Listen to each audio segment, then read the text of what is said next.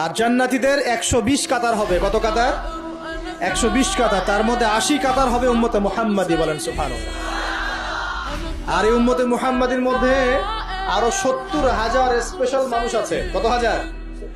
যারা বিনা হিসেবে বিনা আযাবে ডাইরেক্ট জান্নাতে যাবে ইনশাআল্লাহ। বলে দিব তারা কারা? 70,000। তবে অন্য একটা হাদিসে আসছে যে প্রত্যেক হাজারের সাথে আরো 70,000। তবে শর্ত কঠিন। কিরকম শর্ত? সাহাবীরা বসে ডিসকাস করছেন কে হতে পারে তারা।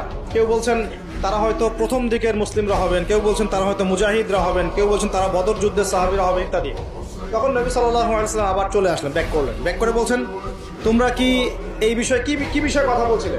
তখন সাহাবীরা বললেন আমরা তো ডিসকাস করছিলাম যে কারা হতে পারে সেই 70,000।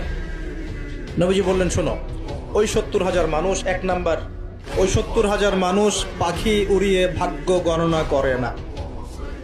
প্রথম কাজটা কি? মানে তারা ইসলাম এত কঠিন ভাবে পালন করে যে পাখি উড়িয়ে ভাগ্য গণনা বা হাত দেখা রাশিফল এরকম শিরিকের ধার কাছেও নাই। তার শিরিকের ধার কাছেও নাই। দুই নাম্বার, তারা আগুনের শেখা বা উল্কি দিয়ে, এই ট্যাটু আছে না, ট্যাটু উল্কি আঁকে আগুন দিয়ে, এই ধরনের ট্যাটু উল্কি তারা আগে না শরীরের মধ্যে। এইসব কুলক্ষণে সুলক্ষণে তারা বিশ্বাস করে না। তিন নাম্বার, তারা অবৈধ ঝাড়ফুঁক করে না। অবৈধ ঝাড়ফুঁক করে না। বৈধ ঝাড়ফুঁক করা যাবে। সূরা ফাতিহা পড়ে ঝাড়ফুঁক করা যাবে, সূরা ফালাক নাস ইখলাস পড়ে পড়া যাবে, আয়াতুল কুরসি পড়ে পড়া যাবে, কোরআন হাদিস দিয়ে ঝাড়ফুঁক করা যাবে। কিন্তু অবৈধ কিছু ঝাড়ফুঁক আছে না, তান্ত্রিক কবিরাজদের কাছে মানুষ করে, এগুলো করা যাবে না। আর 4 নাম্বার হচ্ছে তারা সর্বাবস্থায় এক আল্লাহর উপরে তাওয়াক্কুল করে, ভরসা করে।